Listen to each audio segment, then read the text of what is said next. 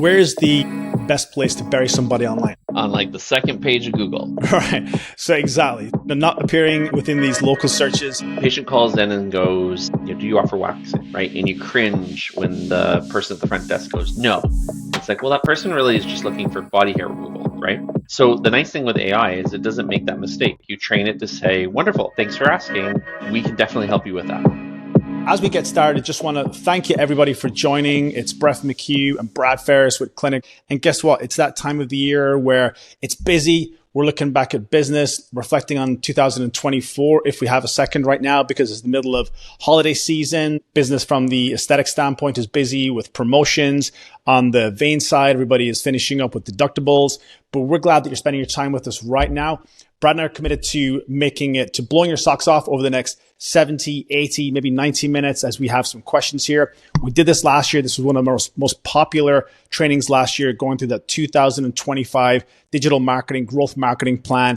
And we're bringing it on again today. We're going to go through a series of different tips, tools, tactics into strategies. We're bouncing real ideas. If you have any questions or comments, feel free to use the chat feature as we go here. We'll also definitely be here to answer any questions towards the end. Stay as long as you can. Stay till the end. We're giving away some goodies. Just being here and being present for the next hour, 60, 70 minutes means that you'll be gaining actionable items that you can do to help to grow your business in 2025.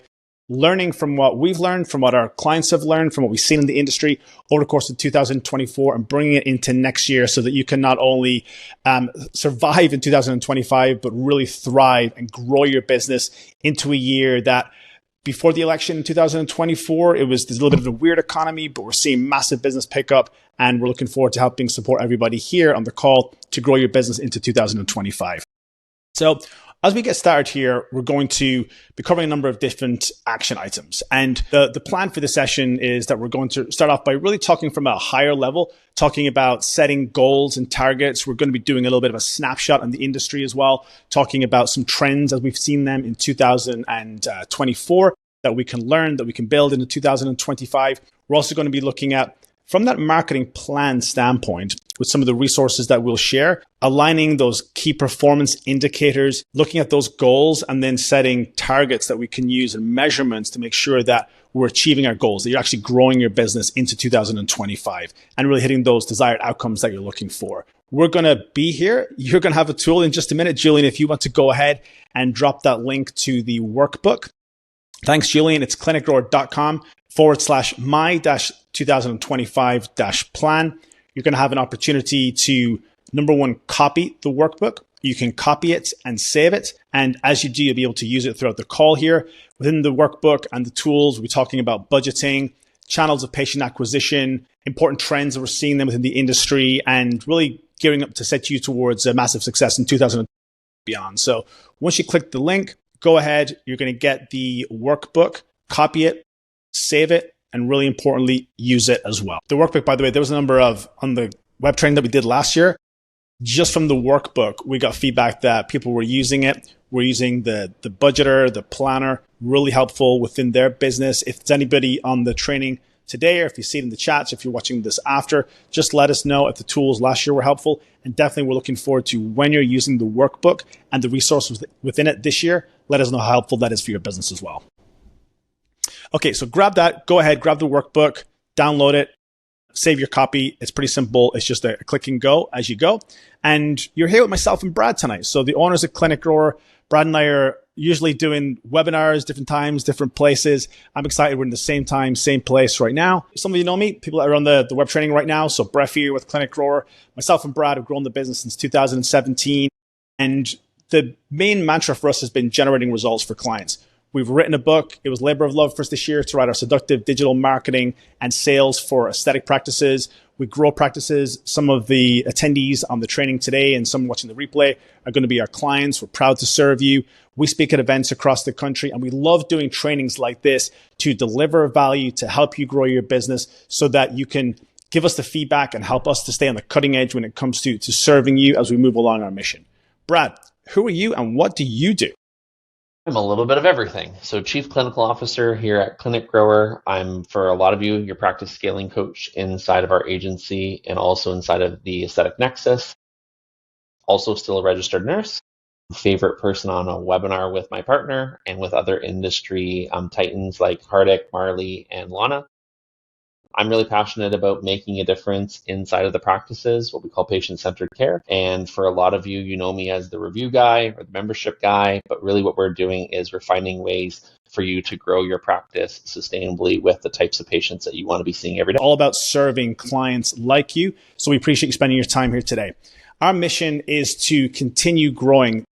Years ago, Brad and I, when we put 1,000 on the pen and paper, it seemed like a tall order, but we're getting towards halfway there on our mission. And as we've already been talking about, we need to think bigger when it comes to serving our ideal clients. And so our goal is to serve businesses like yourself, those ambitious, growth-minded medical aesthetic practice owners who are looking to grow your business. You're here, you're watching the training. This is about developing win-win relationships with you, understanding where you are, what you're looking to do, as we're playing our part with you to help people to look better, feel better, and be better. And we couldn't be any more proud to do that. Stay until the end. We're going to be giving away a ton of goodies. We got our book as part of a goodie pack that we're going to be giving away. So stick around. We're going to make sure that you have access to that as well. Okay. And without any further ado, it looks like everybody's got the ability to have access to the Growth Marketing Plan workbook. So we're going to get started. We're going to jump in and take a look at that here in just a minute. And as we do, we want to just take a look at the current situation, right? To take a look at what's happening in the market right now and just take a look at some of the industry snapshot when it comes to med spas, the overall aesthetic industry. And the exciting part for all of us here is that it's a growth industry. We know that the aesthetics, the rejuvenation, anti-aging industry is growing. People are looking to and want to look better and feel better and be better more and more. And we look at some of the statistics here. There's over 10,000. This is courtesy of our friends over at the American Med Spa Association. Over 10,000 medical spas and growing within the US. That's awesome. A growth industry. It also creates opportunities to stay sharp. The competition factor, of course, is always an element within marketplaces. And also the element of industry generation, revenue generation, and also employment in the industry. With the average annual medical spa revenue now just shy of 1.4 million in 2023. Be interesting to see what the 2024 data looks like. And then also the single location med spa, which we know some of our attendees are, is that average revenue, monthly revenue of just shy of 100,000. We work with a lot of practices that their goals are to get to that 100K per month, and others that have hit that milestone are looking to get to 200, 250 and grow empires within their marketplaces. Also, very importantly, the employment aspect of it as well. The average full-time salaries for RNs, estheticians, nurse practitioners, and medical directors. The data here showing that these are businesses that as you grow your medical spa, you're looking to grow a life for yourself, but also the opportunity to employ people within the marketplace as well. On the cosmetic surgery standpoint, we're going to be meeting some cosmetic surgeons this coming weekend at an event that we're going to as well. Both the non-surgical and cosmetic surgery services are on a continued growth trajectory. So this is projected from our friends over at Grand Review Research. The growth, as you can see, from 2020 to 2030, just over the course of 10 years, is tremendous. A 13.3%, just shy of 15% growth rate. So a lot of economic benefits. And it's essentially what this is saying is that you're in the right place at the right time. And we're excited to show you how you can capitalize on the growth within the industry. Industry itself, and Brad, be interesting to get your opinion from what our clients have said that we've been speaking with and some of the practices that you coach. The end of 2024 has been a bit weird, and election years can be a bit weird, right? We've seen that I think people were keeping their hand in their pocket a little bit. There's kind of a little bit of indecision when it comes to growing businesses or investing in ourselves around elections because people are looking to see, where the things are going to end up. What have you heard from a lot of our med spas and a lot of the medical aesthetic practices that you've been speaking about? Yep. I mean, I think a couple of major themes, one being choice. A lot of patients are, showcasing the choice that they have, right? There is increased competition. There's lots of products and services on the market, different technologies, lots of different opinions and things like that. I think there's been an increase in social following, right? So the individuals that are having a lot of success are, doing their reels, they're doing their before and afters, they're narrating their treatments and getting testimonials from patients. From a patient side, I think it's again people still choosing for large treatment plans, but also people that are coming in for the very first time, right? People that have never had an aesthetic treatment, maybe Botox. They're finally coming around to doing it the very first time. They're seeking education. They're seeking a relationship with any of our clients, and they're assessing you on your brand, on your reviews, on how quickly you're responding or answering the phone, how you're treating them with that red carpet experience I talk about a lot of the time. So I think the big focus at this point of the year is maybe a little bit of uncertainty out into the market, but I think a lot of people in Q4 really understood that it was time to sharpen those tools, because they're wanting to get those patients into the practice. Absolutely. Thanks for that. And we're going to be unpacking pretty much everything you said there based off experience and different changes and trends that we've seen in the marketplace over the course of the last year and then some. So let's get started. Now that you have access to your workbooks, let's jump in and let's talk about the thing that gets overlooked way too often, which is setting clear goals and really spending the time to reflect on where you were at the beginning of the year, 2024, where you are at the end of the year, really looking at that goal achievement, and then setting new goals for 2025. When you look at 2024, did you achieve your goals? Reasons perhaps that the goals were or weren't achieved, what's working, what's not. And let's talk a little bit about what your goals are for 2025. The phrase here, goals are like magnets. They'll attract the things that make them come true. From one of Brad and one of our favorite public speakers, Uncle Tony, as we affectionately know him. We both went to see him together at an event in West Palm Beach a number of years ago. Absolutely incredible. But as Tony would say, where focus goes, energy flows. And so really spending the time to focus on your goals from a business standpoint, but also the function the business plays within your life. What are your overall goals? You're not going to have the time to do all that right now, but make sure you are writing down some notes, reflecting on those bullet points and building them out over the coming weeks. Because as Brad and I were reflecting, when you don't have goals, it's like jumping in a car and driving around without a destination to go to, okay? And you're kind of like you're just sailing across, you're caught in the doldrums, all right? And so with clear goals in place, it's really like you've got the wind in your sails, you've got that momentum going, one of my favorite words, and you're heading towards a destination. But it's so important to write down those goals and to start working towards them. There's a Harvard study, for example, that was done a number of years ago, which went on to show that for the students, the people, the sample size that went on to both write their goals and to verbalize them and create an action plan to achieving them, 3%, the top 3% that actually created the action plan and wrote their goals was earning incrementally more than their colleagues, their friends that skimped out on it, for example. So don't skip out on it. Please use the workbook that we've provided and block some time in your calendar to create some specific goals for your business if you haven't done so already. For anybody who has, would love to see in the chat if there's any specific goals that you have for next year. Brad and I are going through this exercise right now. We're actually refining our goals from a business standpoint for next year, for 2025 and beyond. Information on the Harvard study, and let's make sure that we're spending that time to go through and use the plan here. Again, it's clinicgrowth.com, my-2025 plan. You can go ahead and grab the book. And when you do, it's going to start off by posing a few questions, okay? On the plan itself, right? You've got basically the 2025 snapshot. And as you're looking at 2025, looking ahead, asking yourself, where do you want to be from that average monthly revenue? You write down that number, setting specific, measurable, achievable, realistic, and time-sensitive goals. When you do that, what's the average number of transactions, of sales that need to be generated? We're going to go through our planner, and you have access to that tool as well to start to use those formulas and enter that data so that you can really create a measurable action plan. Okay. When you look at that from the sales number, the sales revenue number, and from the number of sales and transactions that you need to hit, what's the number of leads and appointments that you need to have? What the number of appointments that you need, the number of people, sales opportunities to help people look better, feel better, and be better that you need every single month, okay? And some of the key metrics that we'll go through relative to the snapshot and creating that plan are, what's the average ticket? What is the average value from a transaction for you?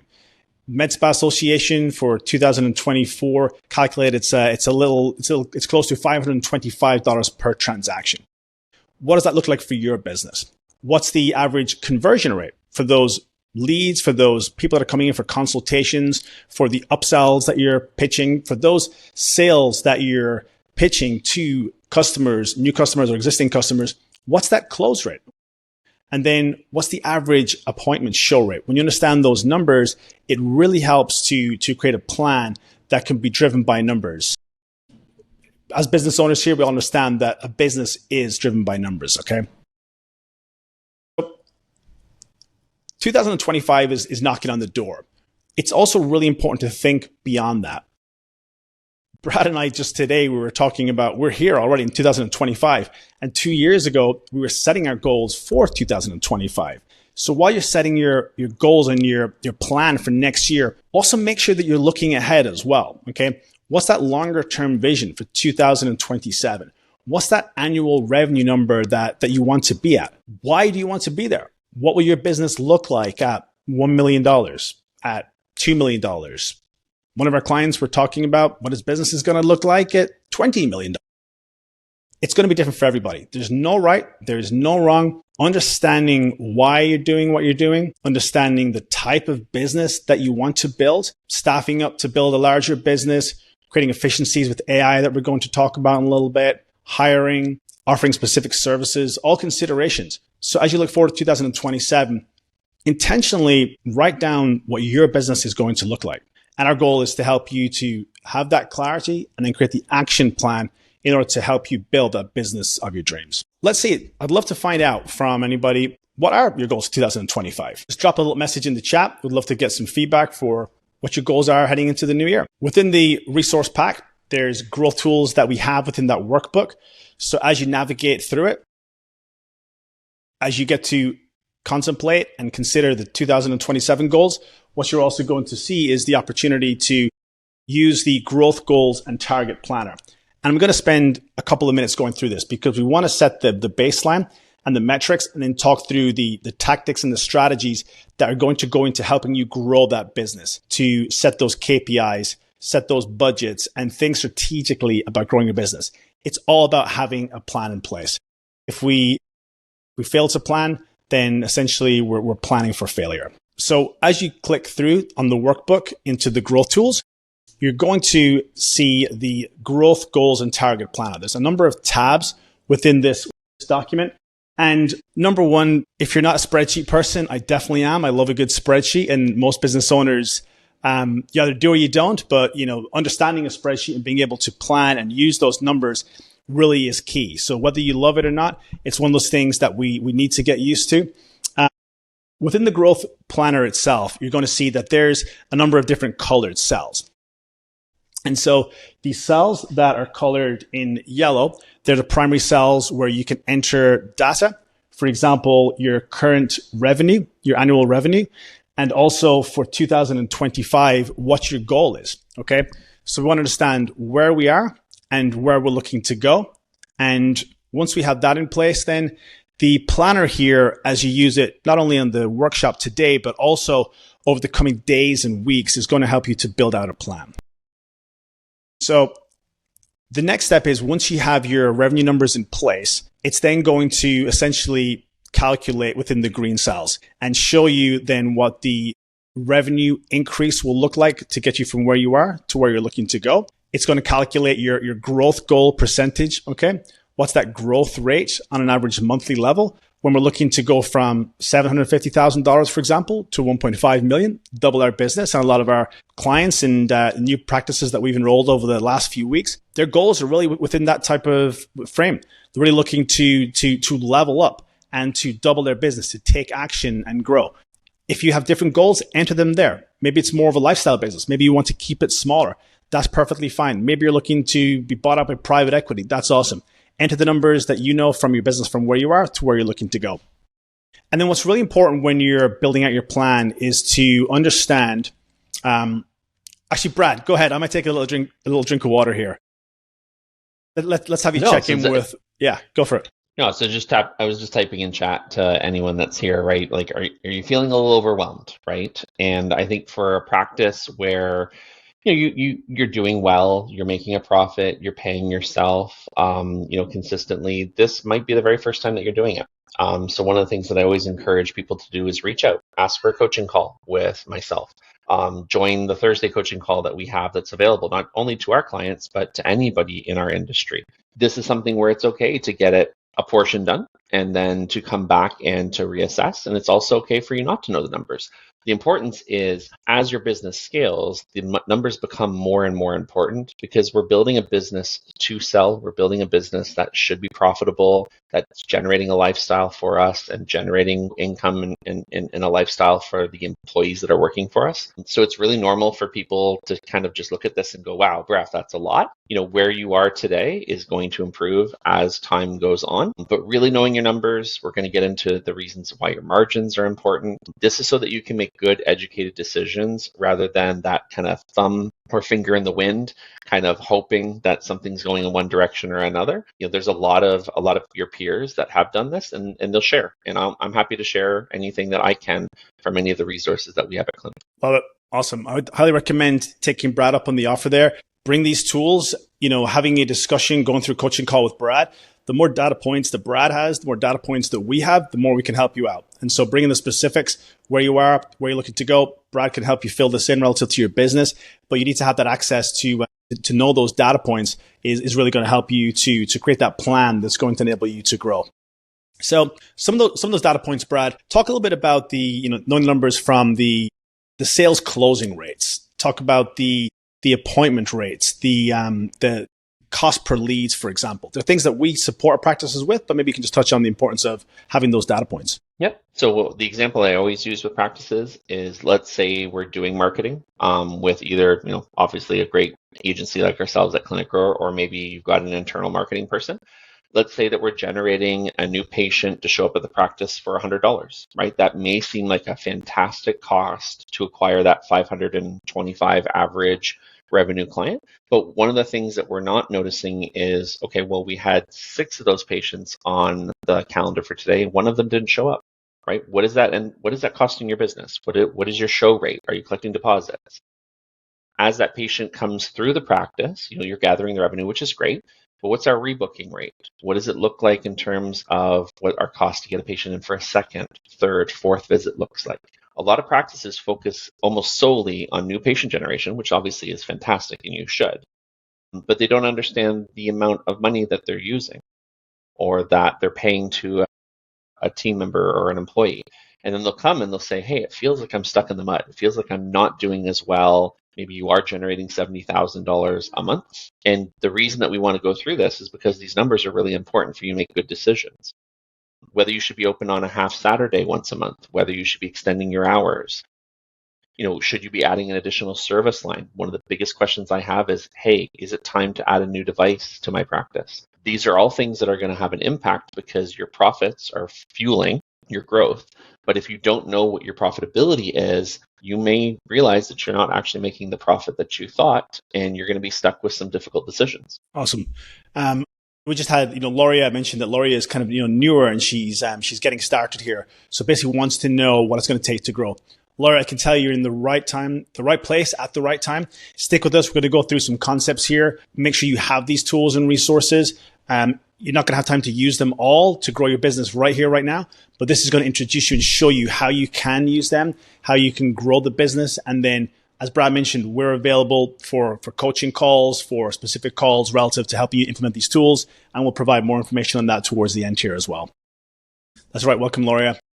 And Tina, thanks for the shout there as well. So, team, on this piece here, while it can be overwhelming, it's put together so that as you plug the numbers in, it does the hard work for you. So put the numbers in here relative to what the average customer spends. American Med Spa Association says that the average customer is spending $527 at med spas across the USA, for example. It's going to be different for plastic surgeon, cosmetic surgeons, different on the vein insurance side, of course. But then entering from data points you have on your calendars, on your systems, what's the the close rate, like how many packages are you selling? If 2 people come in, are you selling it to 2 of them or 1 of them, for example? Appointment show rates, plug those numbers in, and then the planner here will do the heavy lifting for you insofar as to build out a number of leads that you would need on an average monthly basis to hit that revenue goal, and also the budget required to get there as well. I really want to make sure that I emphasize this piece as well. The calculator here is going to be contingent on the information you put in. So be careful and be intentional about the information that you put in. Use it based off knowledge. Build it as you go if you don't have that data. But just know this was one of the most treasured resources that we provided on the training last year, simply because the power of the access of the data. Access to the spreadsheet, yes. Let us make sure you have that. Well, perhaps doing that, just, what my piece of advice a lot of that time too is if you're uncertain what next year is going to look like and you need to forecast a little bit, simply adjust by 5%. Doing something 30, 50, 60% is probably somewhat unrealistic. But if you're adjusting by 5% and you obviously achieve that goal or you surpass it, wonderful. But then you'll feel like you've accomplished something in terms of overachieving. Absolutely. That sheet should be accessible right now, but just let us know if anybody has any issues getting back into it. So we're going to keep moving here, and again, use these on coaching calls. Use this for your business as you move forward. Ask questions in the group. Ask questions of us if you have any challenges using this. We can also create individual trainings on components of this as well. Within the planner itself, there is going to be a video link here so that as you're doing this in your own time, there's going to be an overview of how you can use these documents as well. Okay, we've provided that. So getting back to, talking about the planning piece, we're going to basically move forward and look a little bit about strategy. And when it comes to strategy, it's really about using a strategy in place to help you get what you want. Okay. Strategy is how are we going to fix the problem? How are we going to solve the problem? The problem being achieving your goals. One of the top mistakes that we see businesses make, and we did a webinar on this recently, the top 7 digital marketing mistakes, is that people start off without a strategy, without a plan. They start doing, there's no strategy to achieve a certain goal.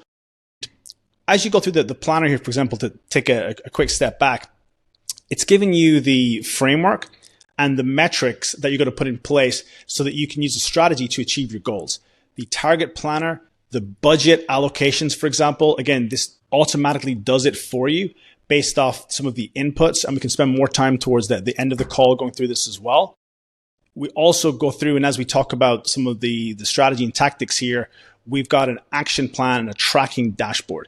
So we'll come back to this as we get through some of the marketing strategy and some of the tactical components here as well. But just know that you have everything you need within the resources within that planner and action plan as well. So when it comes to strategy to achieving goals, okay, so we like to look at this and we move our clients, the clinic or our clients, through a process of understanding what it needs. Number one, to get the opportunities. Okay, when you hang up your shingle and you start growing your business, it's about doing a good job. It's about getting that word of mouth. It's about getting referrals, friends, family, current customers, clients, patients, and they're all ways in which we can seduce opportunities. We call it seducing new leads. So you've got your foundation that we'll talk about in just a moment. And there's different channels of acquisition that we're going to take a look at. Number one, we need to have those opportunities coming through, those new leads coming through. And then number two, it's about scheduling appointments. As a service business, it's about getting people in so that you can understand what they need in order for you to help them to look better, to feel better, and be better. With the appointments being scheduled, having those people come through and show up at the practice, inspired to meet you and to take action to look better and to solve their problems. And then it's also about increasing sales, doing that consistently, increasing your sales revenue, which is why we have those metrics and that plan in place, and also scaling your business. You're here because you have your business at a certain level. You're just starting, perhaps. You want to get to a milestone. And it's really about understanding what needs to be done, creating the action plan, and then executing on it. And so when it comes to strategy, as we said earlier, it's about, as Tony Robbins would say, where focus goes, energy flows. And so Laurie had asked earlier, what do I do? Where do I start? Where do you need to focus your energy, your time, and your resources? And we're going to start moving into that here and provoking some thought and giving you the ideas and the strategies that we're using and other practices are using so that you can have that strategy, and have a clear plan in order to accomplish your goals. So the strategic growth model that we implement for our practices, and what we've seen is that the necessity to have a cohesive plan is crucial. A common mistake that we found from speaking to businesses that have either tried to self-implement, or more often than not, they've tried to work with another agency, is that they'll try and run, for example, a common mistake that we find is running a paid ad campaign all of a sudden before there's a really solid foundation in place. And that can lead to wasted resources. It can lead to an ad campaign underperforming, and really can lead to frustration and, like a loss of money resources in some cases. So we're going to talk a little bit now about search engine optimization, about setting that stage, and about having a really strong platform in place. And some of the key components that we're seeing when it comes to successful SEO going into 2025, there's kind of three main tenets that we've identified. We've looked at what we've been doing and implementing for our clients. We're looking at the algorithms on platforms. We're looking at consumer behavior. And number one is it's speed. It's core web vitals. It's a good user experience.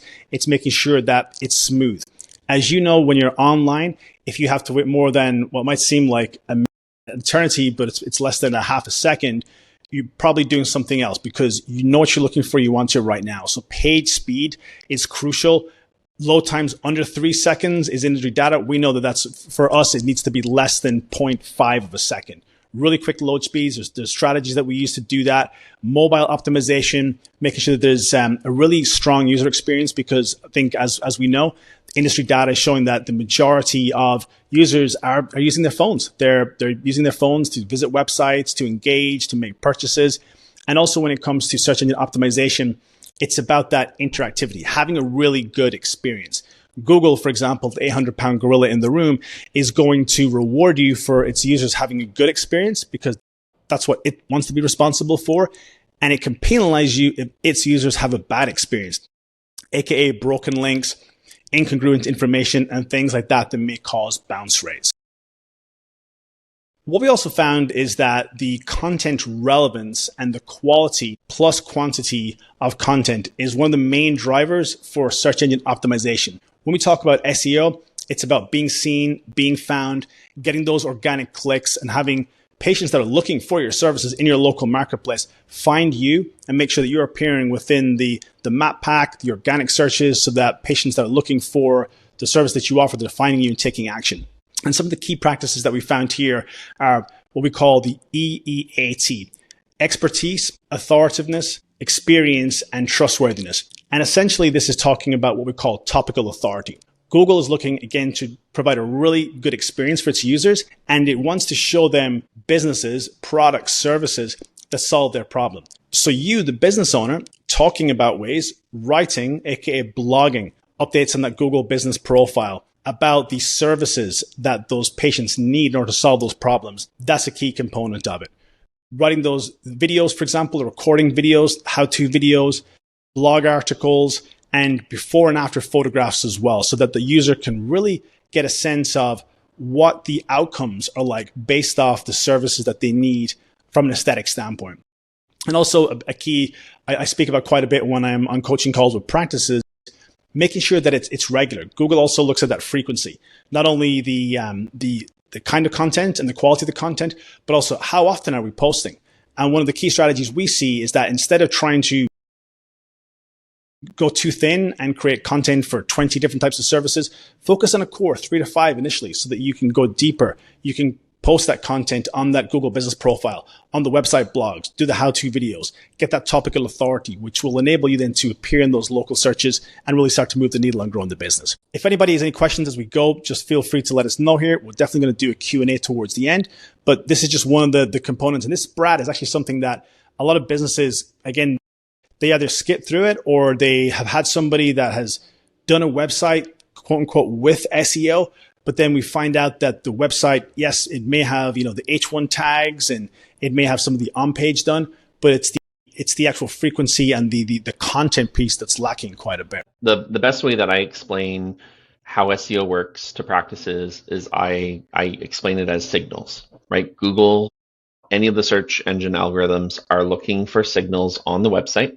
The more content you have, the more rich it is in keywords, the more relevant it is in terms of does that answer a question that someone is looking for on the internet. The higher the score, the higher the rankings are going to be. And a website can be beautiful, a website can be fast, but if people aren't finding the answers that they're searching for, Google's going to put you 4th or 14th or 24th. So a lot of the time when clients are coming to us and they're asking for an audit, or people are coming to me and saying, hey, Brad, where should I focus on? It is the real simple things, right? Making sure, we've talked about before, you've got the reviews, that you're making sure that your phone numbers for your business are in all the right places, that you're updating your photos, that you're putting your most premium services and talking about the neighborhoods and all of the devices that you have on the content on the website.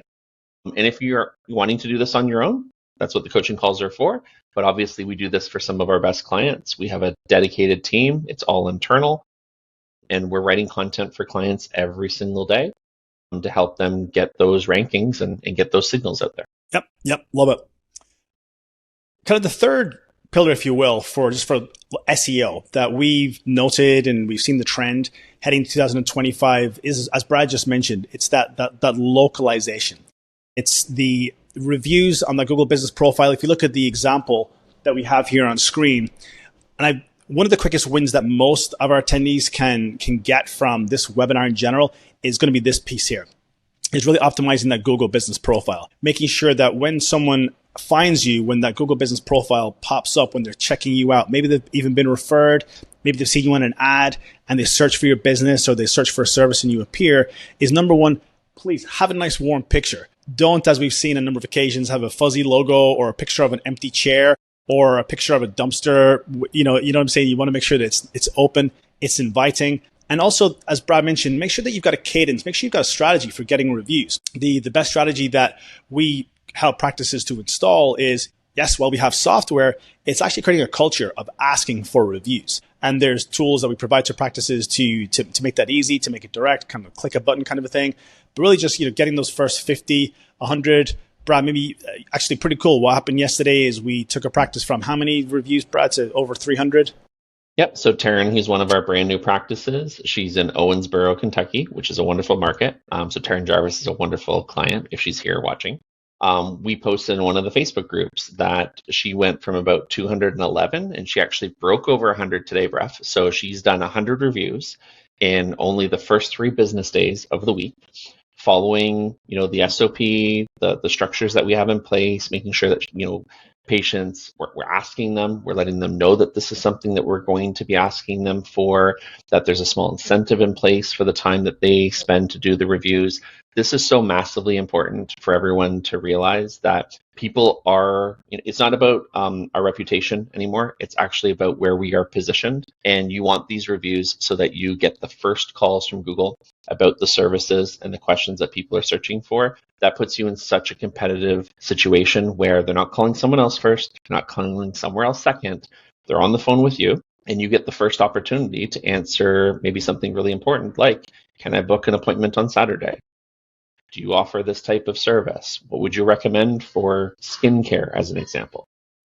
Those are just opportunities that none of our businesses can ever ignore. Right, 100%. So make sure these things, reviews, post on the Google Business Profile, content on the website, and then the NAP consistency. Again, just that consistency with Google, it's looking to see that there's no mistakes on the internet. So that name, address, and phone number across directories, that's been an ever-present that really is important, needs to stay in place. But it's interesting from the data that we've gathered from 2024, over 3/4 of local searches, people that are actively out there searching, they're doing that research, are resulting in people coming into the practice. So that the power, the value of getting these components right from a foundational standpoint is crucial, because if you don't and you're running an ad campaign and somebody comes to check you out and maybe you don't have that many reviews, maybe the reviews aren't really that good, maybe the business doesn't look great online, people that haven't already built a relationship with you or don't already know you, they're looking for reasons to come in, but they're also subliminally looking for reasons why they maybe shouldn't come in, because they know they're going to spend money and go across town and do a few different things. So again, something not to skimp out on, something to make sure that you have a plan in place for, and we're happy to support with that as well. Real quick, we'll kind of move on. Again, just that some of the data showing that how the consumer behavior is changing, between Google ads, those local map searches, and then we've got Google LSAs and organic, 42% of local searches involving clicks on that Google map. So Google, the map pack itself is really increasing in value. So make sure that you're using and optimizing the tools, the free tools that Google is providing there. And before we move on, I'm just going to, Brad, I got a joke for you if you could entertain me for him. Where's the best place to bury somebody online? On like the second page of Google. All right. So exactly. Not appearing within these local searches, best place to appear. If my kid was here, he would accuse me of a terrible dad joke there, and he would be right. Now, anybody who has access to the workbook, there's going to be a section in there. If you like, we're happy to do a local heat map report. What this is going to do is we'll simply gather some information from you to find out for your business, what type of services you want to appear for. What strategy do you have currently? What can we do to help? The local heat map report will show you very visibly how you're showing up for patients, for clients in your marketplace, and also really importantly, how your competitors are as well. So get in touch, use the resource in the workbook, and we'll be able to provide a free local heat map report, one of our favorite gifts that we were giving out to our audience, to our network last year as well.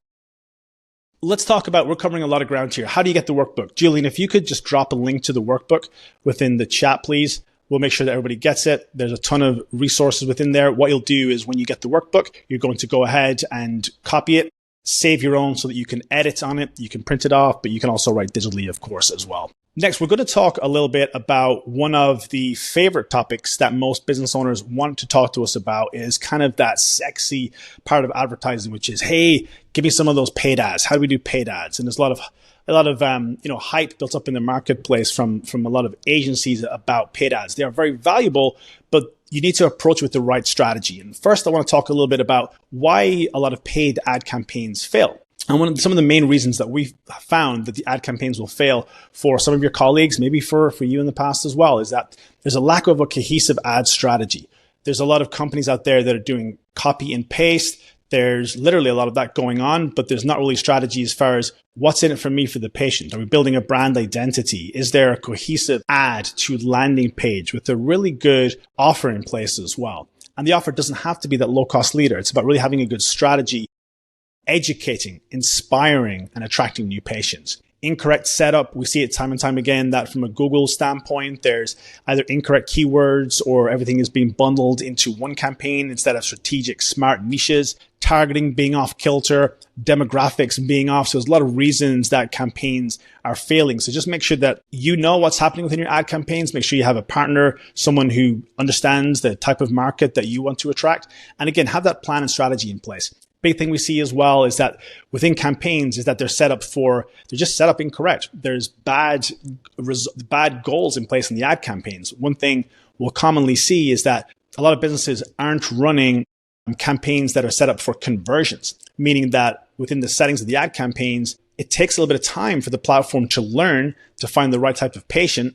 But if you have enough data and experience, you can use what's called pixels like we do in order to hit the ground running and to start off those conversion campaigns as we do, for example, and we endorse using landing page funnels. The inherent lead forms on platforms like Facebook can have pre-populated information, which we hear a lot of frustrated business owners use because they get a lot of leads, but then the leads of people, as it will, are not responding. And that can be a portion of it as well. Big thing for me, I talk a lot about ad copy, is boring ad copy, uninspiring ad copy. We've really got to create ad copy that inspires our market, our ideal clients to get to know, like, and trust us, to get to know, like, and trust you, and to take action to solve that problem as well. Lack of a compelling offer. We'll talk a little bit about that in just a moment. Brad has crafted some incredible offers with our medical spas over the last few years. And that's a problem in the marketplace too, where there's a lot of businesses running the same type of offer with generic looking ads, failing to inspire patients who might click, maybe they'll leave their information, but will they come in? Won't they come in? If you have all the fundamental marketing components in place, then you're going to be able to put yourself in a situation to win with paid ads. Big thing as well, and we work with a lot of practices that have challenges with lead response, making sure that you've got a strong lead management process in place. Automation helps a lot today, but also making sure that you've got the ability to have someone speak with those patients as soon as possible. Okay.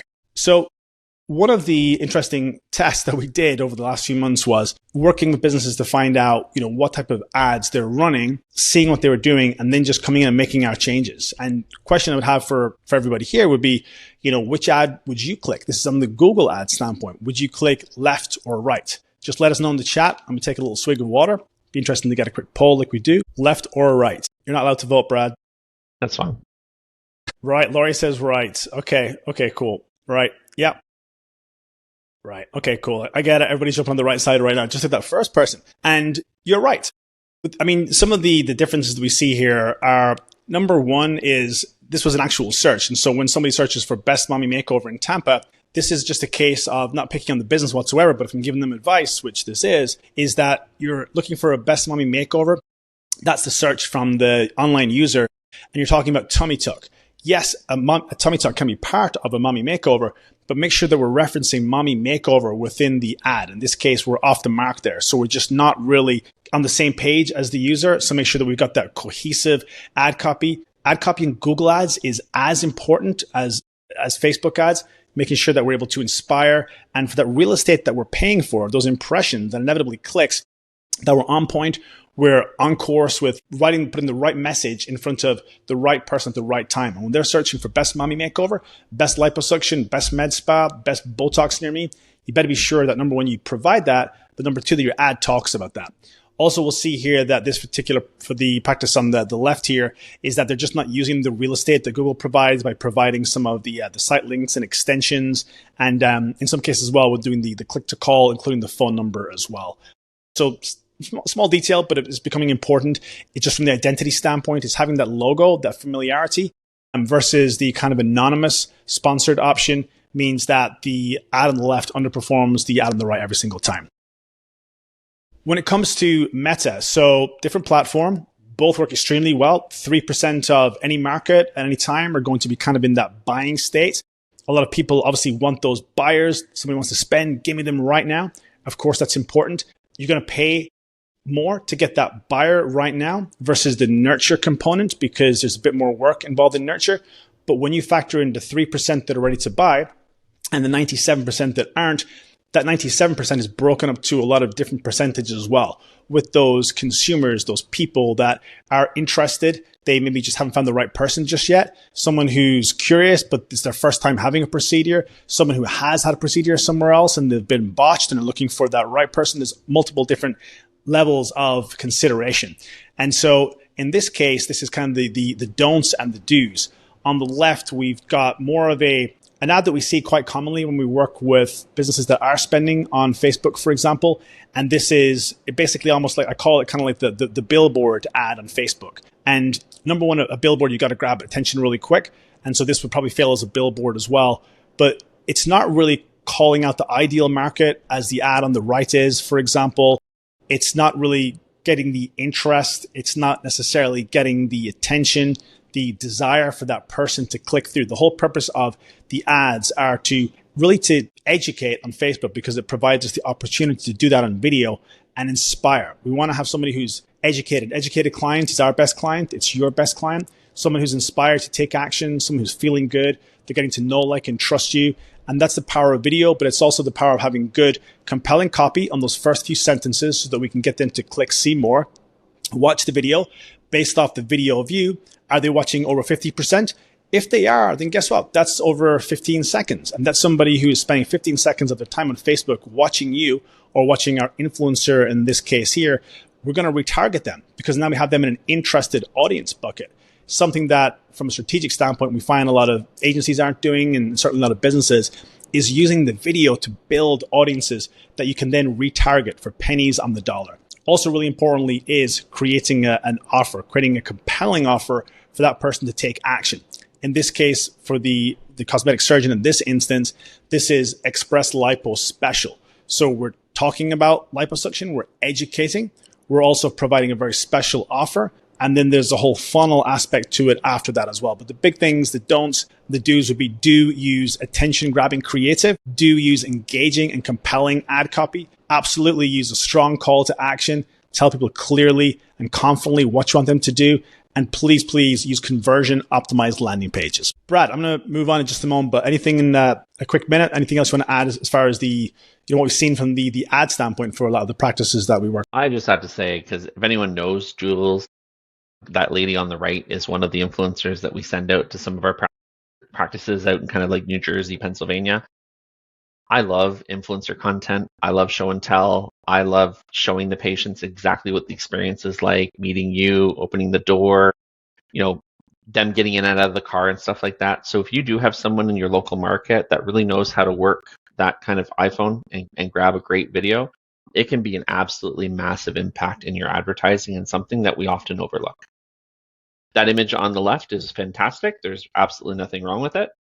But the video, if you're on Instagram and you're seeing all the reel videos and the story videos and stuff like that, this is what's going to get people's attention and what's going to get them starting to follow you and engage with your business and ultimately come. Yep, 100%. And we've seen that it's changing on the ad platforms. The generic, just straight images, they're not working. They're not working as well. So having that video content, but content that's you, that's authentic, that's the team, or it's an influencer in your space that's able to connect and relate with the audience. It's really all about relating with the audience, especially in a people business that we're all in, is making that connection with people and giving them the confidence that they are educated, inspired, and attracted to coming into your business, into your location.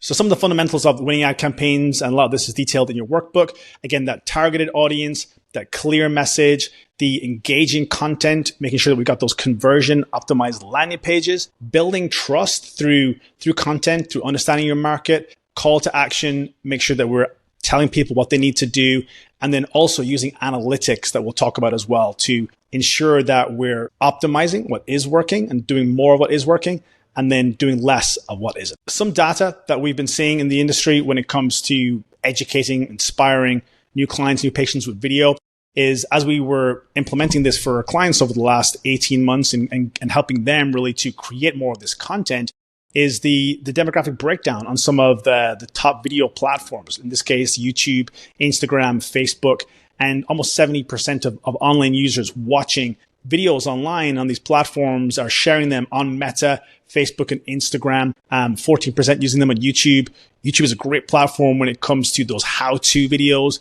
Google is really optimizing searches a lot more. You may notice, and we're tracking this and making this work for our clients, how to get rid of crow's feet, how to get rid of facial wrinkles. Those how-to videos, creating specific content around them is very beneficial. But just understanding the virality of videos on Meta and Facebook, making it authentic. Maybe we'll see some examples here of the engagement and the sharing of these types of videos on platforms.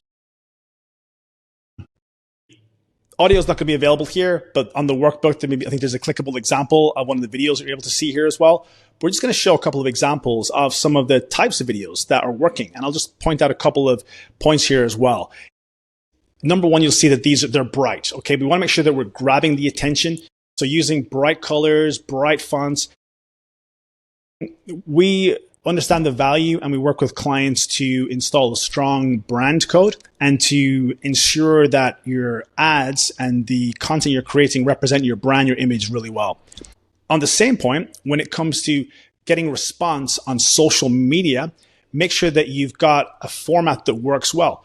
So bright colors on fonts. You can have a different format in social media where you still got the coloration of the brand, but from a font standpoint, make sure that you're using bright colors, using different borders that grab attention. TikTok is the best example I can provide of the type of style that's working well, those kind of quick cuts, those short content formats. And it's also, as Brad mentioned, that show and tell, okay? Educating on what the top myths are with Botox, for example, talking about what's happening with laser, educating patients on the services, the products that you're offering. And again, making sure that we're number one, standing out in that feed when we're advertising on social media or even using your organic content. You got to make sure you're getting the attention and standing out on those feeds. One thing as well that a lot of practices are missing, and when you're looking at your 2025 marketing plan, is to ensure that you're staying top of mind with people that are already interested in you and interested in your product or service. And one of the quickest wins that is available for a lot of you on the call today as well is to make sure that you're installing pixels on all the ad platforms so that you can retarget visitors, okay? The image that you're seeing here is basically showing there's an extension called Ghostery that you can use, and it's going to enable you to see the type of pixels that you have on your website. But what you want to do is set up an account with TikTok. We do this for our clients, of course. TikTok, with Google, with YouTube, with Pinterest, with LinkedIn, with the Meta platforms, and have the pixel there so that you can retarget people that are already coming to your website. You can retarget them within your area so that even if your cousin in Brazil visits your website, you can still set the parameters to only run the ads in your local area. Again, it's a great way we see some of our clients that are literally spending dollars a month on retargeting, but they know that when patients are coming in, they're saying they see them everywhere. And we're also seeing it from the engagement that we're tracking in the ad platforms. So again, something to set up and make sure you have in place, because it creates what I call that celebrity status. And it really helps clients and patients to get to know, like, and trust you at different levels. On the analytics standpoint as well, again, make sure that you're using good analytics. So make sure that you've got tracking set up on whether it's in a CRM, whether it's in the dashboards, the Facebook ad dashboard, for example, so that you could scale what is working and then cut what's not working. Okay. And real quick, like without this data in place, you're going to essentially be shooting in the dark or lacking an understanding of what's working best and what isn't. And you want to ensure that you're scaling what is working for your business. Okay.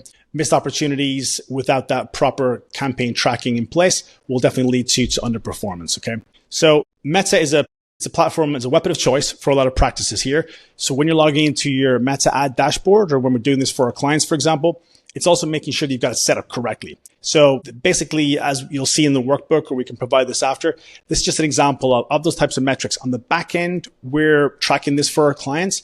It's helpful to understand what the reach, the impressions are for those ad campaigns, and then what the clicks with all around the ad, the clicks off the ad, and inevitably moving through the data points as we assess in order to understand what it's costing to get somebody to that landing page, what it's costing to get somebody to give their contact information. And also on the back end, we're tracking what does that cost for somebody to say, I want an appointment and I want it on Tuesday at 4:00. When you know those numbers, when we know those numbers, we optimize for them. We're optimizing for schedules, for quality leads. This knowledge, ensure that you're able to use it. Best case scenario, use it for yourself, or you work with an agency that can use this for you. On the other side, make sure that you're able to use this knowledge and direct people that you're working with. If you are working with an agency, make sure that they've got everything set up correctly for you.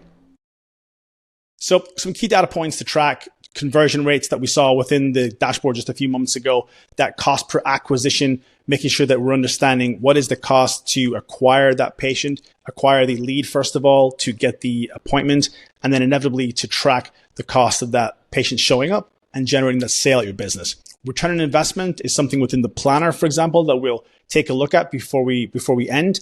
And really important, one thing that we kind of overemphasize is, as Brad mentioned earlier, is that patient lifetime value. Businesses spend so much time, energy, and resources, medical spas especially, in getting that new client in, getting that patient in for that first experience. And I was speaking with a business earlier today. We were talking about unreasonable hospitality, a wow experience for that new client, getting them rebooked for their second visit, for their third visit. We have clients that build out their treatment plan, their transformation plan, as they call it, for the remainder of the year. And they're talking with them about their goals, getting to know them, understanding that they do have a wedding coming up. This is something that they've been scared to do for years, getting on that level with them, because that relationship with the patient and that confidence to book the next, tell them what to do, that call to action, really is the main driver in increasing that lifetime value.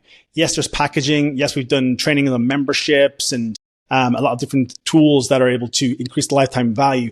But essentially having that relationship and setting a program, a plan for that patient to come back and visit, because it's really not going to make sense if somebody comes in for 20 units of Botox and you never see them again. Okay. And I think we all understand the importance of that lifetime value. So as we're going through the training here and as you're building out your plan, just want to make sure that everybody is looking for ways to increase their retention, increase their repeat visits, and understanding the lifetime value. Because even for that client who's coming in for Botox treatments for 3 visits per year, that's someone who's spending $1,500 just on Botox. Someone who's going to be spending over $3,000 more when we incorporate fillers. Someone who may be amazed to hear about some of the laser treatments that you have as well. And somebody who's looking to look better, feel better, and be better. They're just looking for the right person, the right partner to do it with. Okay. So keep an eye on time. We're not going to we've touched on this a little bit, but from tools to analyze data, you've got Google Analytics, make sure someone has that set up for you. There's multiple different CRM systems. Go high level as a weapon of choice for a lot of practices. Marketing automation, there's a lot of different power under the hood of these types of tools. Also within that tracking sheet that we've provided, this is going to enable you to use that data, right, in order to build out that marketing plan. So just make sure that we're using those tools, because with that data and those knowledge in place, that enables you to take the right type of action to grow your business, okay? All right, we're going to keep going here. I told you this will be jam-packed with knowledge, with value. I know it's like drinking through a fire hose, so we'll make sure that you have access to these tools so that you could use them. We're going to keep talking about different tools when it comes to growing your practice, even on the foundational level. One thing that we find is chat widgets. Using chat widgets on the website is something that a lot of businesses are missing. Brad, talk a little bit about the transformation, just the increase in results that we see when we see practices that maybe haven't used a chat widget because they're uncertain, installing it on the website. This is just an example of Marley's website, for example, before we installed the chat widget there. Yep. So I think it's often something that can get overcomplicated. But imagine there's 100 visitors that are coming to the website, and they've got lots of choice, right? Like even here, they've got lots of sections to go to. Maybe there's a very specific question that they're looking to get answered. And we know that maybe 85% of website traffic, it leaves. We don't really want them to leave. What we want them to do is we want them to find the answer. So what this provides, even not connected to a live agent, even not connected to any AI, is it gives them the opportunity simply to ask the question. Again, like we talked about before, do you offer Saturday hours? Do you offer Disport? Do you have a hydrofacial? When that capture comes, it's possible that they're going to leave the website and move on to look at your competitors. But now we have the lead. Now we have the speed at which that Bref was mentioning. We can get to that lead quickly. We can interrupt them, right? Why leads sometimes don't answer us very quickly is because they're in a conversation with the next business. And what we want to do is we want to be able to stop that right away. And there's interesting automations here where someone enters this information, we can simply say, wonderful, we're available 24/7. Maybe they didn't see that on the website somewhere. You can give us a call. We can reach out to that person if it's reasonable hours and say, hey, we saw that you had this question. It's a fantastic question. Here's the services that we're able to provide. Even if that person is lost, you have them in your database. You can be sending them your Black Friday messages, your Boxing Day specials, which is coming up for a lot of our clients right now. The whole idea for a lot of you is you need to get to that database, that consistent kind of conversation mechanism inside of your business, where every lead, whether it came in today or whether it came in 6 months ago, you're looking to always have a conversation to bring that person back into your practice. Yep, love it. Love it. Again, very, very easy to set up. There's different tools out there. There's standalone tools. Some can actually cost over $100 or more per month. With our tools, we actually just provide this with our services because it helps us to help you to get more patients as part of the service that we provide. Awesome, Brad. I think you're going to hook Laurie up there and just help out with her website. That's awesome. We'll keep moving here as well. So for a lot of the attendees on the call today, yes, adding more leads, getting more traffic, getting more leads coming through and booking appointments is a problem, okay, in order to reach your goals. But also we find that for a lot of businesses that isn't always the case. There's other things that need to be done. There's, for example, the issue for a lot of businesses that just by solving the retention problem or the lead leakage problem is going to create 20, 30, 40, 50% increase in business because there's opportunities that are slipping through the fingertips of a lot of businesses. So number one, we'll talk more about training in just a little bit. Training based on upselling, on rebooking patients, using tools and technology to help. Also, a major challenge that we really went on a mission to solve for our practices about 3 years ago was lead leakage, that lead management, the fact that over 50% of inquiries and leads were being unconverted by practices. And on average, 70% of leads were only getting that one touch point, where we live in a world of multiple distractions. Everybody here has got businesses and families and shopping and things to do. So making sure that we understand our patients do too. So if we're only calling them once and if they don't answer, we're moving on to the next and the next, we're burning through dollars and we're burning through opportunities because we haven't done the thing that we should do, which is follow up with leads that are coming through. And we were visiting a client about a year ago. I remember sitting down for lunch. Brad, you were there as well. And the client, very endearingly from a knowledgeable standpoint also said, would you believe it? It's been over 2 years and the patient finally came in for their treatment. Now, this is one of our clients who embraces the strategies that we're going through right now, tracks everything down to the dollar and down to the day, sees what's happening in the CRM, understands the value of a relationship. And that patient went through to invest over $10,000 when they came in after 2 years. And so whether it's $10,000 or $200, everything adds up. The most important part is staying with that person during the course of a relationship. And a big thing is making sure that we're following up with leads and having a process in place to ensure that leads don't leak to the system. And so here's, some of the data essentially that we've seen and we've gathered is that leads that are followed up within 15 minutes, 10 minutes, 5 minutes, they're just going to go cold, especially leads that have choices, people that have choices today. The average customer, the average person in an age where people have the attention span of a goldfish, they need to be followed up with. And so 5 to 7 times is a bare minimum. There's automation tools that will help you out, some of the things that we just discussed, but making sure that you're using them and that there's protocols in place to follow up and to nurture leads. Patients communicate in different ways today, whether it's leads that are coming through TikTok, the web forms, the Google business profile, making sure they're all connected, integrated, so that person that communicates is guaranteed a follow-up and it's guaranteed to be tracked in place in a CRM so that the individual who has taken their time to get in touch can be responded to and have the opportunity to come in and give you money and give the business the opportunity to find out what they need to do to work with that client. So some really key data there as well. Some of the things that we found, from the lead generation standpoint and the speed to lead is that response within 3 minutes is really preferable, because anything after that is going to lead to a decrease in conversion. That can simply mean if we're not replying to that patient or not getting a guaranteed touch point, and automation is one of the safest and easiest ways to do that, is the conversion rates just absolutely, they drop off the chart and you're losing the value of that lead with every minute that goes on thereafter. The solution, as we spoke about, is going to be leverage marketing automation. Go High Level is a great tool. We use a customized version that we've been evolving as an AI platform ourselves since 2017, ensuring that clients, patients, they get followed up with. There's so much that we can cover in even a different webinar, the capabilities of AI. But the main thing is making sure that those leads that they're followed up with promptly within a timely manner. You're able to see the responses in the CRMs that are available so that you can understand the type of conversation and really just connect with that person.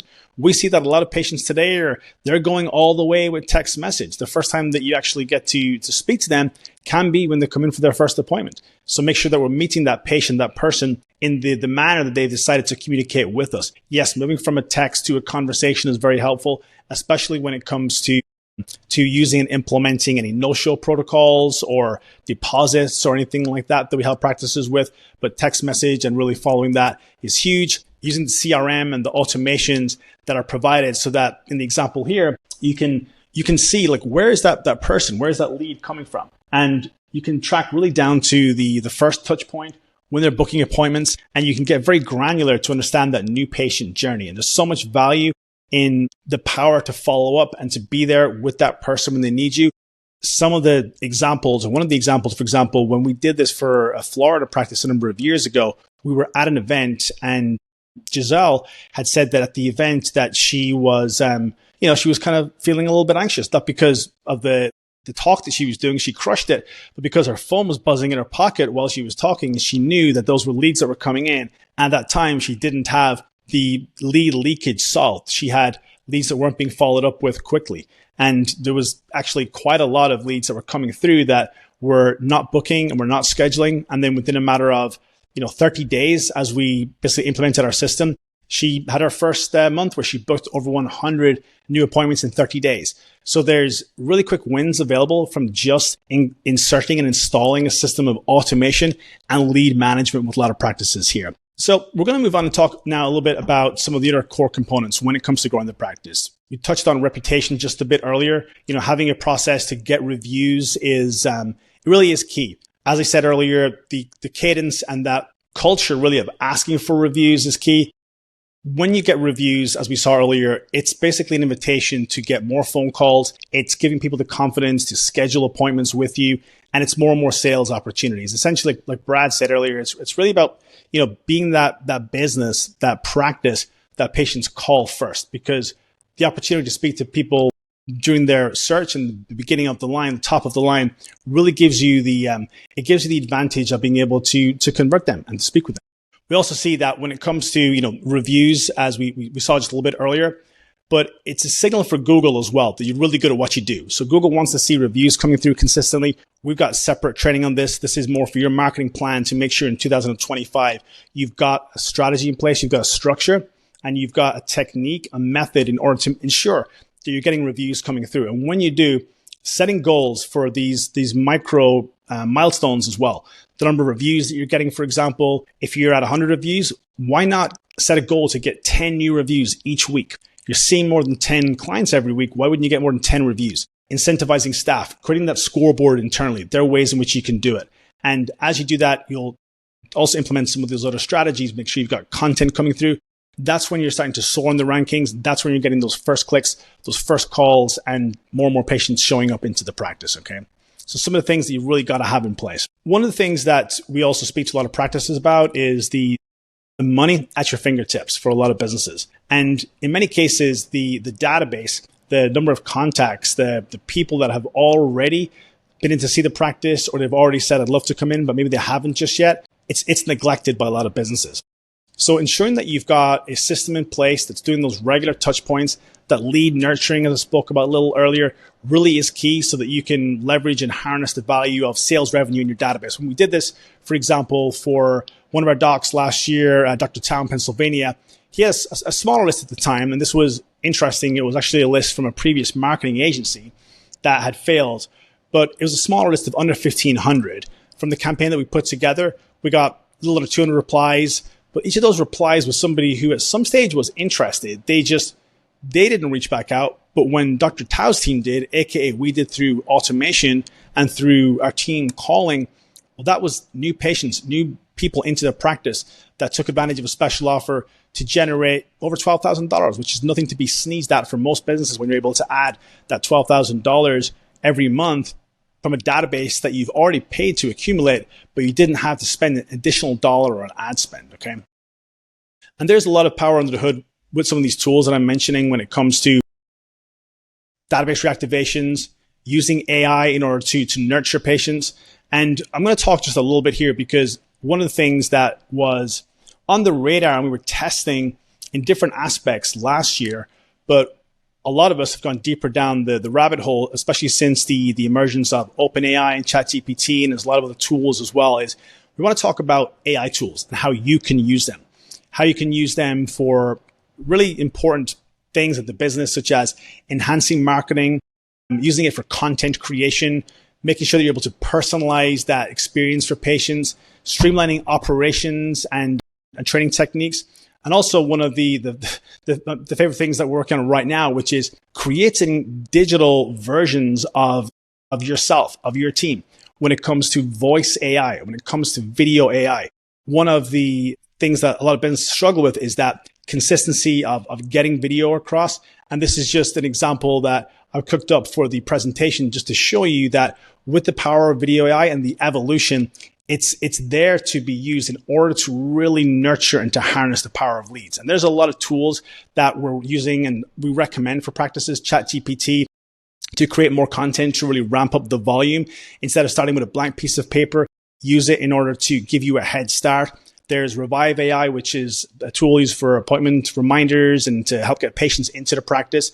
Canva, if you're a small team or if you're doing any of the creative yourself, it's a great tool, very easy tool to use. It has AI functions that can help you. Loria, especially, someone like yourself that's getting started, these tools can be very helpful. HubSpot AI, HubSpot's more on the expensive side. It has quite a lot of, expensive enterprise plans, but it also provides tools under the hood that can help with marketing and automations and analytics. ManyChat is an example also of a conversational AI. A lot of tools out there. Essentially, it's about using them. And so if you're investing in your business, make sure that you're using those tools that are turning the needle in order to help you to fill the gaps and fill the voids within your existing business plan.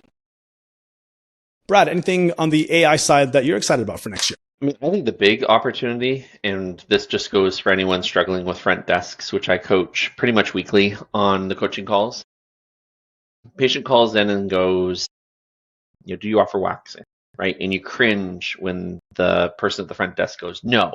It's like, well, that person really is just looking for body hair removal, right? So the nice thing with AI is it doesn't make that mistake. You train it to say, wonderful, thanks for asking. We can definitely help you with that, right? And the patient goes, oh, great. So you offer it? Yep, we offer laser hair removal.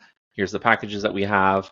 I think what we'll see going into 2025 is that first kind of 3 to 5 minutes can definitely be taken over by an AI, employee.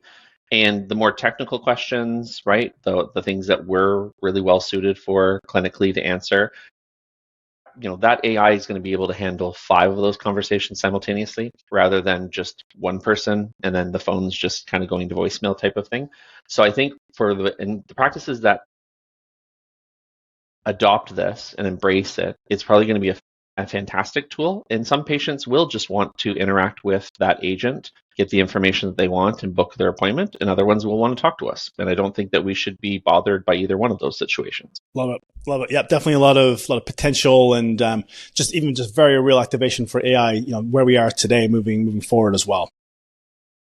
Let's keep moving forward here, team. Appreciate everybody for being here. There's a lot of content that we've been covering, and I want to maximize everybody's time and keep moving through it here. One thing, again, not to skimp out on is training. So when we're looking at our strategic growth model, there's digital marketing components, but a very real component, as we touched on just a moment ago, is yes, there's AI, but the people component, making sure that our team members are trained on the services that we offer, trained on customer service, on sales skills.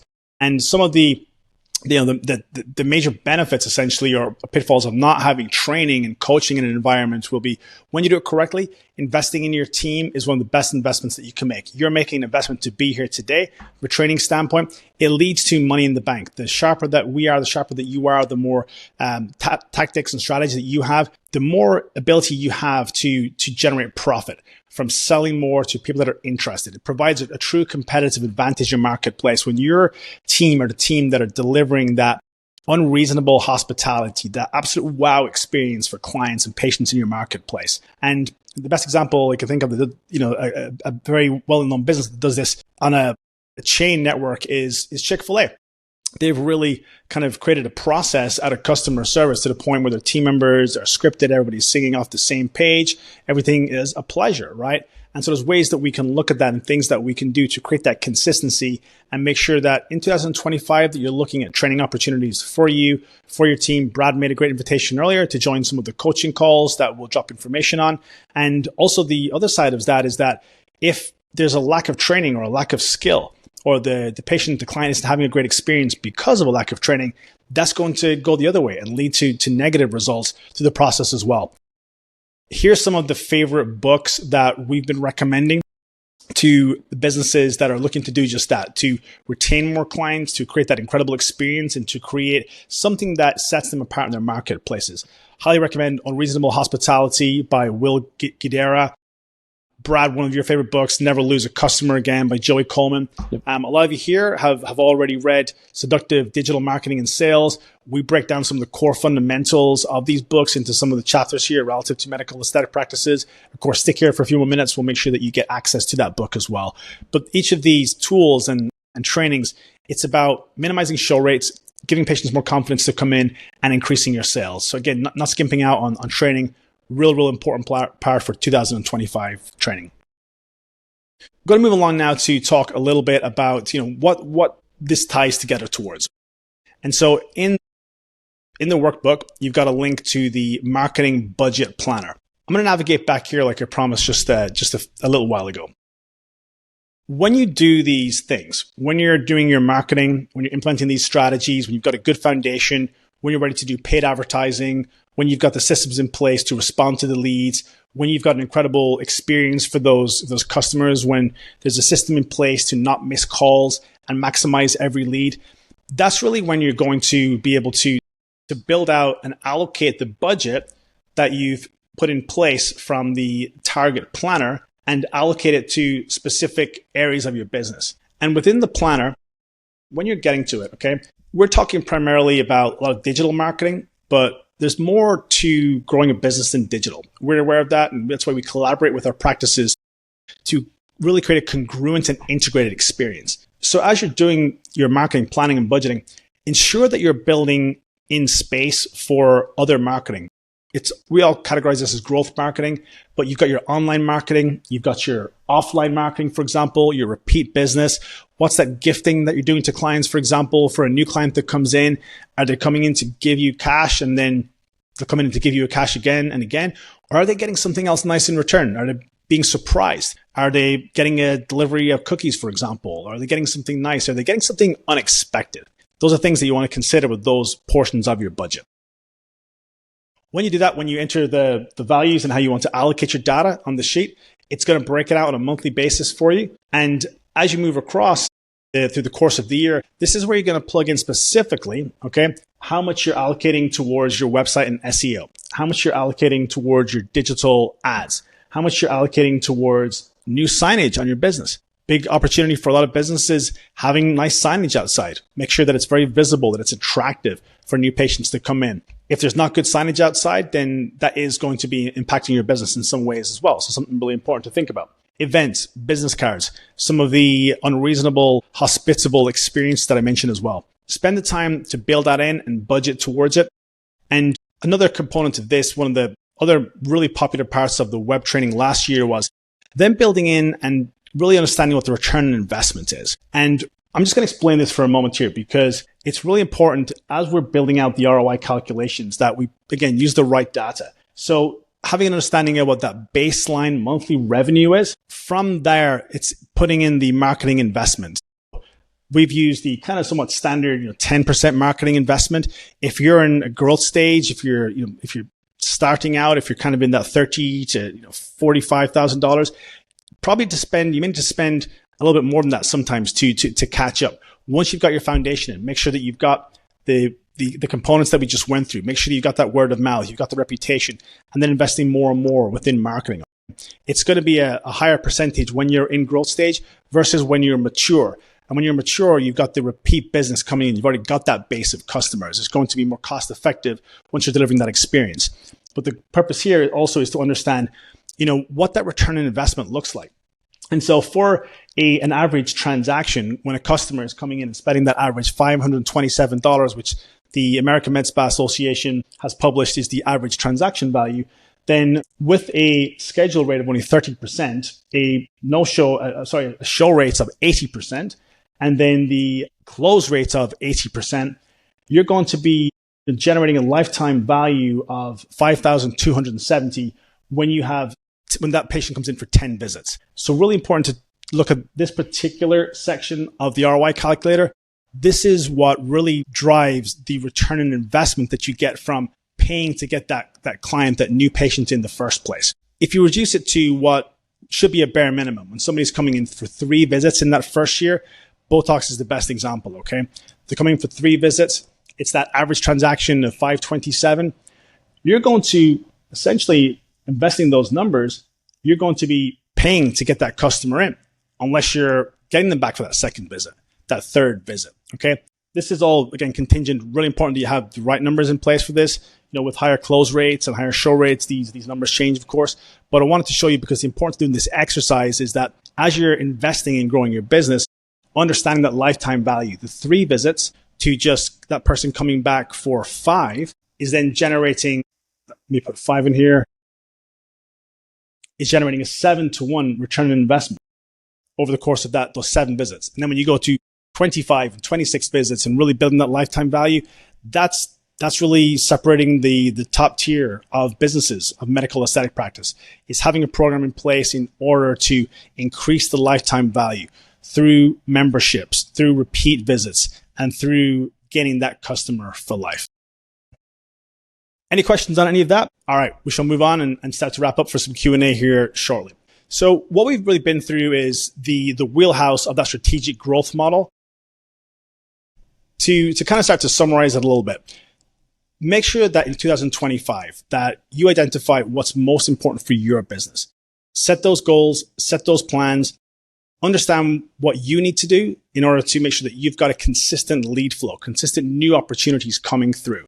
From there, there's got to be strategies in place to ensure that those leads that are coming through, that they know, like, and trust you. They're inspired to book an appointment. They're inspired to schedule, to show up, to generate that sale, which enables you to scale that business. So everything really ties together. The other side of this, the mistake not to make is to move too quick or too soon to do something like a paid ad campaign without a strategy. I see that's one of the most common mistakes, or not having a foundation in place, or not understanding the bottlenecks of the business. Really make sure you have a plan in place to achieve that strategic growth model for your business. We'd love to hear then some takeaways, any key takeaways, what areas you're looking to focus on more for your business in 2025. Let us know in the chat. We'd love to hear from you so that we can see how we can best support you. And then let's talk about, planning your focus. One of the tools, one of the added value components that we have in that workbook is a content plan, a content planner, a content calendar. And so one of the businesses I was speaking with this week, that was one of their bottlenecks. Through our conversation, it just came up that they were feeling stuck because growing the business and getting to the stage that they were looking to go from $60,000 per month to $100,000 per month, that next milestone, she was challenged by creating content, just not knowing where to start. So just having a plan in place to cut those consistent videos every week, or to batch 3 hours once a month to do what she loves doing, which is educating patients, answering those FAQs. We've built out a theme, just a template that you can use, that you can adapt in order to plan your focus, to plan the content that you want to create, and to plan the pillars and to build that content infrastructure for your business for next year. If you want any help with any of these components, just reach out. Love seeing the activity in the chat here. Of course, we're also available to speak with businesses when it comes to sharing ideas, growing the business, implementing the growth model for your business. I want to check in with you real quick and find out, what are your top items, okay? Make sure that within the workbook that you're writing down, what are your top action items, those top 3 things. Don't leave the call today with, I'm going to write them down tomorrow. Today, right now, just write down, based off what you are understanding, based off where your business is, what top 3 things do you need to do? Scratch them down, set a reminder in your calendar to follow up on this, or else all of a sudden it's going to be the middle of February or March or July, and you're going to be chasing it. So make sure you got those action items in place in order to get to that next step and to move forward, okay? We have covered a lot. I'm almost hoarse, but it's always worth getting in this state from delivering the amount of value that we have here. We love doing it. We've been through all of this. Clear goals, objectives, targets for next year, making sure that you've got the KPIs, the boring spreadsheets. In fact, it's funny, met with whether it's either the business owner, and many do love these spreadsheets, but also sometimes it's the husband or wife that geek out on this. It's so important to have those data points in place, those KPIs, so that you can achieve the results you're looking for. Make sure you have a plan together. Use the budget tracker. Make sure that you've got channels of patient acquisition set up. And we want to be here to hear about your progress in 2025. Whether you're joining Brad in some of the coaching calls that he's doing, or you're jumping on more of the webinars that we're providing on a consistent basis, we want to be here to understand how you're doing and to help you grow your business, okay? All right, we are going to do it. We are going to give away some stuff here. This is going to be an opportunity to meet with us, to have a discussion with us, and to get some goodies from us. So what we're giving away as part of the webinar today is we're going to be doing, and we're offering to do, an analysis on your business. We set up a call. We understand where you are, where you're looking to go. This is complimentary. There's no obligation. We've done it for some of the attendees on the call. We've done it for obviously multiple clients that we work with, and we're the good guys in marketing. So come on board. We'll do an assessment. We'll show you where you need to go. Many businesses we speak with, and some of the folks at the call here understand too, that will say, you know what? Don't work with us right now. Do this. Get to the next level. Then we're here. Or we'll say, yes, do this right now because we've got plans in place, but no obligation. We're going to also create that local heat map for you. We're going to run a ranking report so you can see where you're situated with that competition and what you need to do to get above them. We're also going to provide you with a stealth competitor analysis so you can see what the competition is doing on Google, on Facebook, so you can understand what you need to do, again, to do better than them. We're also going to go ahead and do an analysis of the social media presence. We look to do what's called a hidden opportunity assessment so that we can understand opportunities that you have in the marketplace so that you can gain some ground to achieve your goals. And also what we're going to do is to offer to create a practice growth plan. Again, a complimentary practice growth plan to include the components in it in order to help you to create that action plan to move your business forward. And we're also going to give you a copy of our book. We've got our book is an Amazon bestseller. Right here, Seductive Digital Marketing and Sales for Aesthetic Practices. And we also love giving copies away, complimentary copies to businesses that we know are going to use it. And one of our favorite things is getting reviews back or just getting a message back from businesses that have used the strategies in order to take their business to the next level. Team, that is pretty much it. We've been through an absolute ton here.